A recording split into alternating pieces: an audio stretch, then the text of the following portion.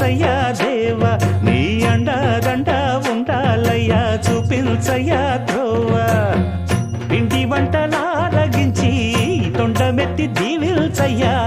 తండ్రి వలె ఆదరించి తోడు నీడ అందిల్చయ్యా ఓ